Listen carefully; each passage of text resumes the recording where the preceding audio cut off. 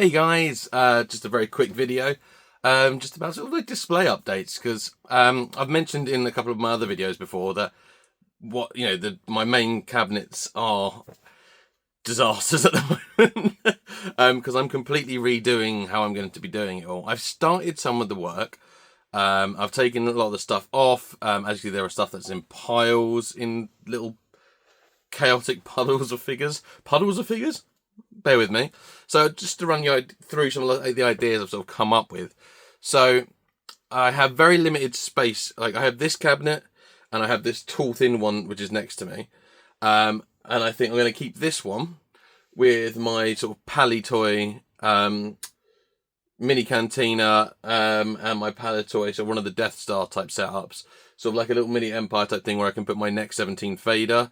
So if I move that there, you can see just about through there.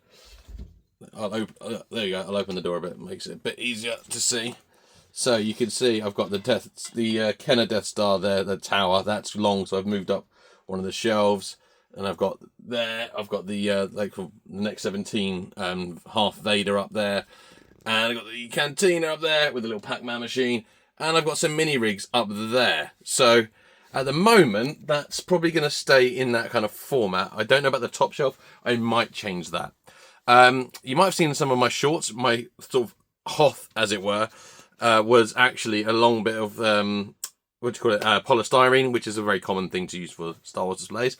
However, I found a playset ages and ages ago that I really liked. And it spoke to me as like, this could be the Kenner Hoth playset that we didn't get. So that is now up there, and as you can see, that is it's actually the Robo Force Command Center, and we will have a look at that in a video. I'll do an actual video around that. And then what we've got here is something from Fisher Price. That's the Robin Hood playset that I've customized to make into like a further Ewok village extra part, as it were, because I do want to, at some point when I do have enough space, going to make an Ewok mega city. And I've been collecting things from Schleich, and there's from the cheaper companies like Chap Mai, and just there's some from like the Tree People, I think it's called, like the Treehouse People, Old School Kenner and Play School type things that I'm going to be doing, because obviously Play School did reuse a mold for the Ewok hut in the Play School times. I'm going to use the much more common green one to find, and I've got some really cool ideas to do that.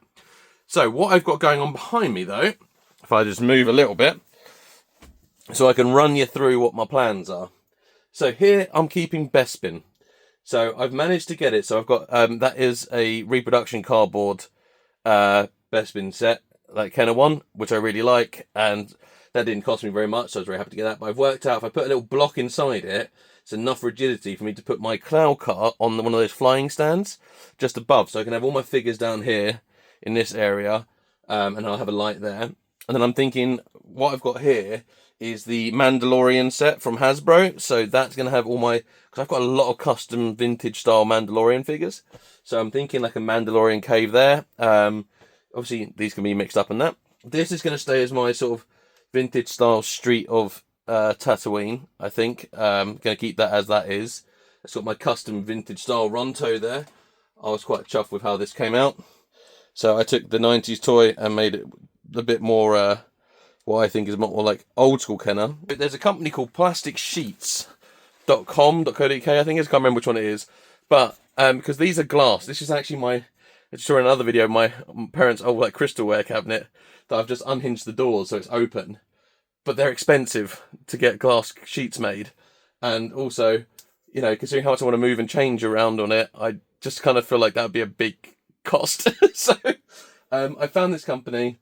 I've ordered ones to go across. I don't want to drill any more shelf holders into it. So what I've done is I've actually ordered extra pieces, 3 to be exact, that are one that goes all the way across there is the main shelf, and then 3 which will be supports that the shelf will sit on, and I'll just use some sticky pads to keep them in place, but there'll be one up against this side, one up against that side, and one in the middle just in case it potentially bows. I don't know how rigid they are, but I figured that would not hurt in having like a bit of extra support.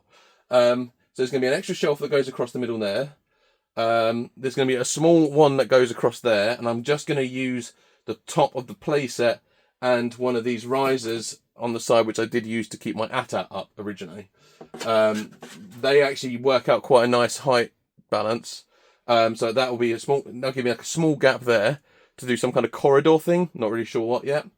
I have decided, I've got to work out what I want to do with these two yet.